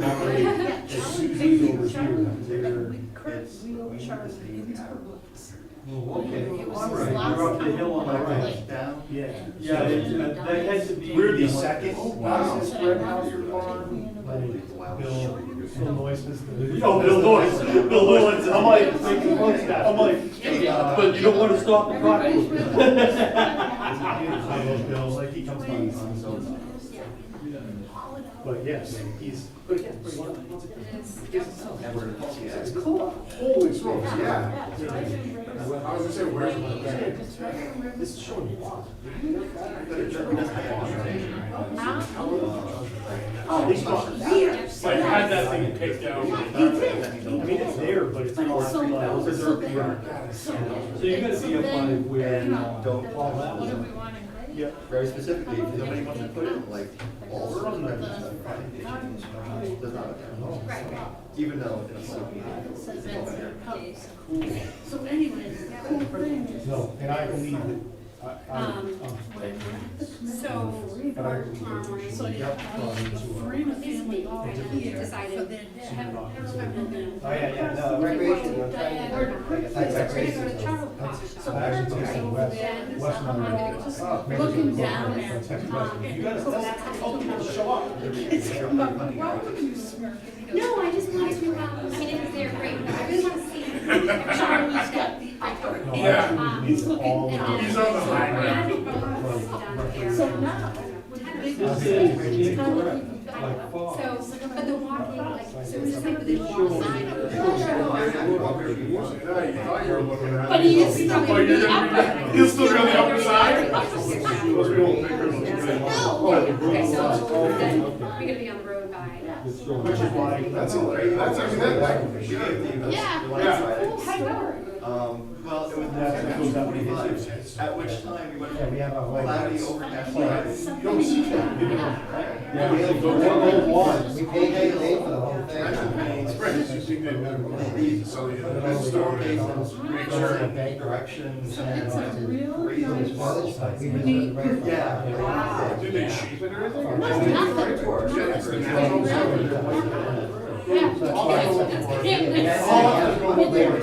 Silky water, which is so great. Because they're starting like a DEI Right, association, right, right, right. and they want to hear about the history of slavery, abolitionism and stuff. And they're very important. So I don't know all that. We just hired two guys. Thank you. Yeah, I liked your presentation, which I still haven't tried to show. Oh, yeah, and I actually refined that nice little book. Yeah. Thank you so much. Yeah. That was the second grade. Silver Thank you. Their booklet versions tomorrow. Awesome. Well, I like how you had some slide about how, you know, it's always fires or something. Mountain biking, zip lining, skiing, but mostly the exercise stuff. That's awesome. Student housing, you'll get some, but the vast majority of students don't get it. Okay. This is. I eventually need to, my booklets. Oh, cool. My two different versions. Nice. This is the equity project. You guys are designing this now. And this is That? You guys are designing this now for other people. Yeah, well, we have civil engineers on the mountain right now because I'm on the conservation Yeah, yeah. commission as well. So we're trying to be the first environmentally designed appropriately mountain bike and outside recreation facility. Or even So you if you have a eliminate file. spreading of invasive I can use species. a file as well. Which, you know, Highland didn't do that, Loon did, they just went through the trails. and Steve was then, gonna be here tonight. There's multiple habitats we have on Tenny Mountain. So you want to make sure that the mountain bike trails in, they're Yeah. environmentally friendly. You're not spreading places. So that's actually all that's needed. So it's a massive project. And Awesome. the lifts, the same Are we thing. ready for Where you're gonna look the lift. So we're doing all the civil engineering. Oh, good. And you guys are just waiting, the last piece of, like the last big property is the National state, Guard. National Guard, thank you. I just like the bill, is the bill gonna get me on? So we just put a down payment on the bill, and we bought the other two. We're at about 1,800. We're gonna be 1580 shy of Bretton Woods. But we're now buying the property across the street for Stockton because it's too valuable, right? If you have all the ski, and you have skiers, 3,000 visitors a day at the market house, and these are ski, that property is way more valuable than ski and ski out. So we're moving on the lots, we're just gonna truck everybody back and forth, just like Disney. That's just for the ski. Is that on the church property, the church on the property? Not that, yeah, that's way down the street. Oh, okay. They cleared that property, I haven't seen him put I haven't seen anything. that yet. There is a church that owns it. I'm talking more like with a junkyard. Well, what? The junkyard is. Oh, yeah. Can you move something? Money pays for anything. Hey, you can move wetlands when I'm saying. Yeah, I was. The town has been on that, I know, right? I mean, generations. He cleans it up, then he lets it go after 6 months. It's like so funny, it's a cycle. He waits till they yell at him and he cleans it up. It kills me because first thing all investors, everybody comes up with business, they always comment about that. Usually, the most they used to comment when people came to us from investments or industry was the DM before this smoke shop in here was painted with yellow and orange. Oh, It's a title company. Yeah, predatory. Everybody would always say something negative about, oh, you got a title company, it stands right out, right orange. And that thing was like the best thing could have happened was getting it painted and it turns like business. And now it's Oh, it's not special. Rich farm show. Just totally down into. You know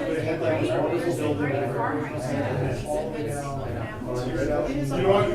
I told her someone else, you put stickers there all day long. Someone said, People are still doing stuff. There's gonna be many members. That's good. Some of the visual preference. They spent a lot of time. I was, no, I was.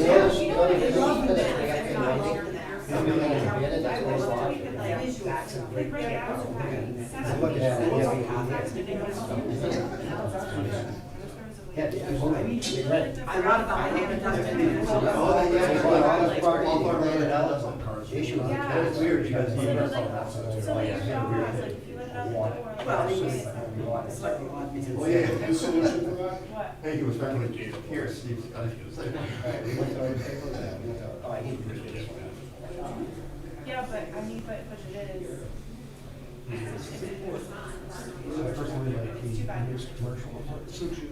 Yes, sir. This is Paula. Her husband lived in downtown. Very, really nice neighbor. And she had I was like, okay, hold him to school. Hello? And she is from Connecticut, so she wanted to relay Tenny Mountain, right, with the trails. her experiences from They always, both. just when I read some stuff and again. Yeah, it's down at the I think I was intersection. telling. No, except for, Yeah, but except for yeah, Jeff that's the Darren. first time I saw sections. I hear like sections. It is. Like one right there, right there. Sections on it. Oh, I That's know. where we were from. Right. Yeah, there's. So that's exactly what you Get out just of that. did. And like, yeah, no. I've you're been not gonna do that. involved. He's like, oh, you're moving straight. All kinds of secret stuff, there's a lot of crime.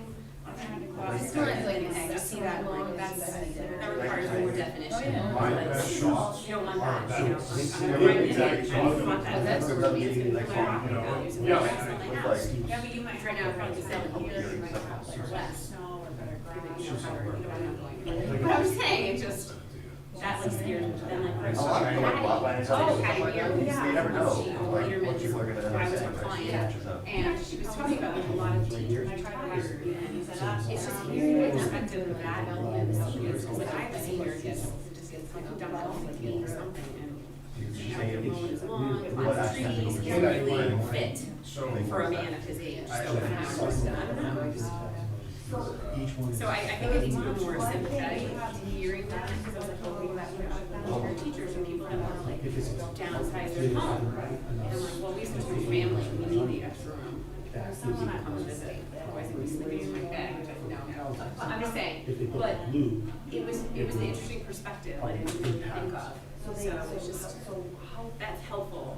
It's just Like keeping enforcing that messaging about like senior housing or like retirees, because it is important. I don't want that to stay, because look at Patty, I'm so sad. She's So maybe a little bit, you know, that, like, think about that, you know, like, because I just think it's like, something, you know, not go to the state, and I'm thinking, you know.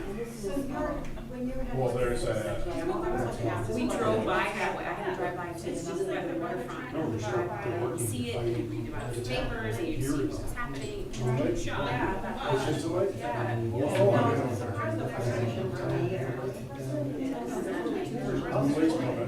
Yeah, they're trying, it was,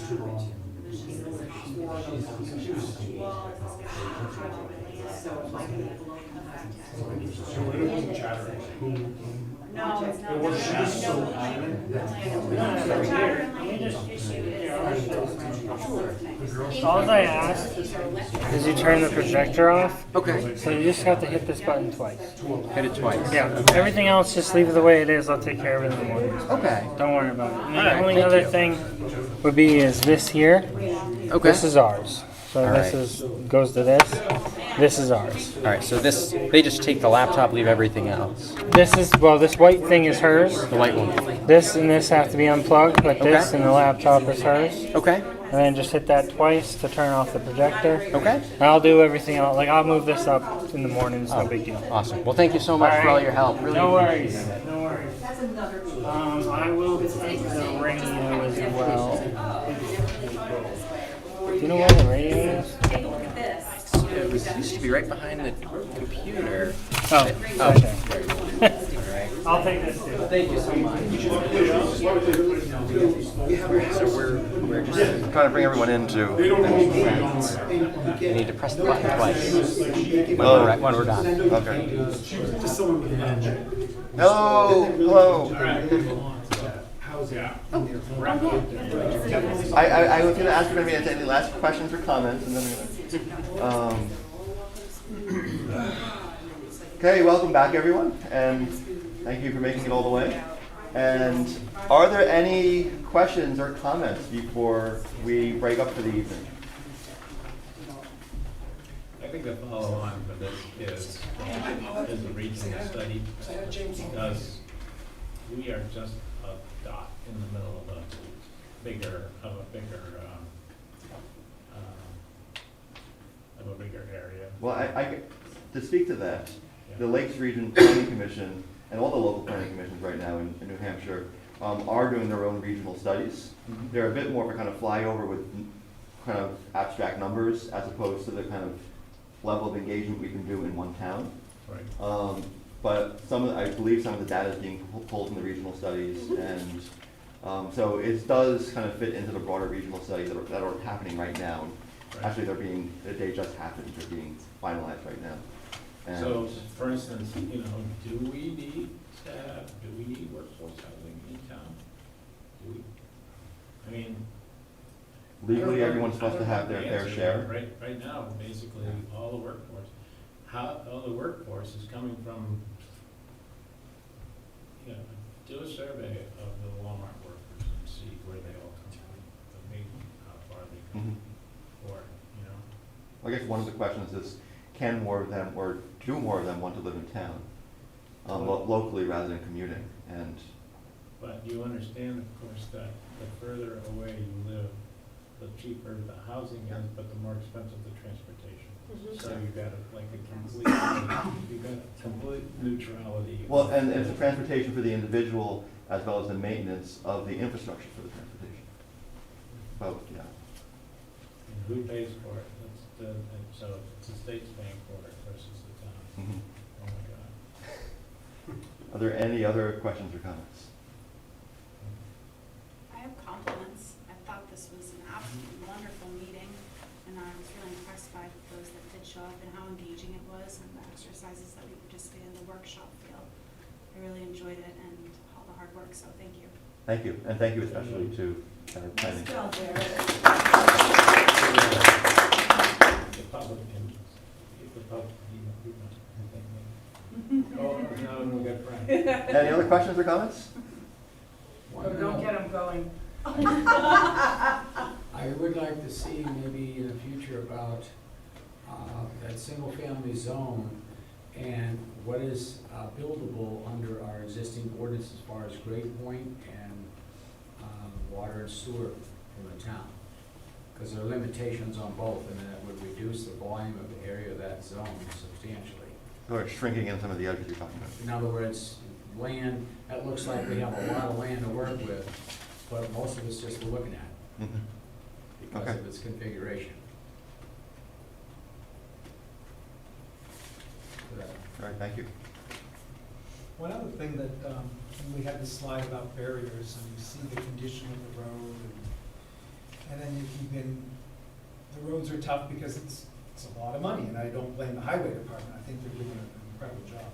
But you see, it's stressed already what they're trying to take care of, and if someone comes in with a development and they've got more roads, they've already seen what's happened to a past developer who wasn't allowed to have their roads taken over by the town, and what they're going through the ringer now. Yeah, it's just a lot of barriers to development, and I can understand the developer saying, you know, if you want us to come to Plymouth, you've got to make this easier for us, so I get that slide. Thank you. So the elephant in the room is, you know, like how many kids is it gonna bring to town?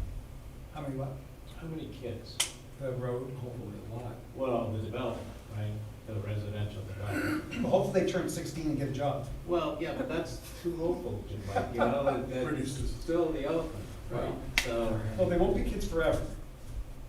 We Okay. gotta use like space utilization of the school system is not up You to can't base 100% housing yet. decisions on who's going to live in the housing. Yes. Sorry, what? You can't base housing policy decisions on who's going to live in the housing. No, you have to address that directly with our taxation system and. That may be, but they're separate issues. I know. Okay, just make I'd it like clear. to go join them via, because, and I know it's not your job, but. Any other questions or comments? I'm excited about the next phase that we're going into. Very excited, so. All right. Make it a motion to adjourn. Second. All. You're in the wrong meeting, Brian. I almost said something too. No, I thought it was in our other. So I had a motion to adjourn. I take it back. I Second. won't let Brian speak. All in favor? Aye. Uh, No, I want Brian Opposed? Oh, did he want to say something? Brian, did you want to say something? No, I just seconded adjournment. He Oh, okay. Hi, He there. forgot he wasn't Thank here. you all. We are adjourned. Have a wonderful evening. John, I almost said it too. You're gonna stay here all night. I didn't think I had a choice. Thank you for coming. You guys, there's a lot I of was work just here. anxious. Good job. No, I forgot. I almost said it too. I'm glad you finally got to get Yeah, I almost said it. Open that doors Spigot up. up the spigot and out of comments. Thank you again. Enjoy your stay. Oh, thank you. It was great to see you.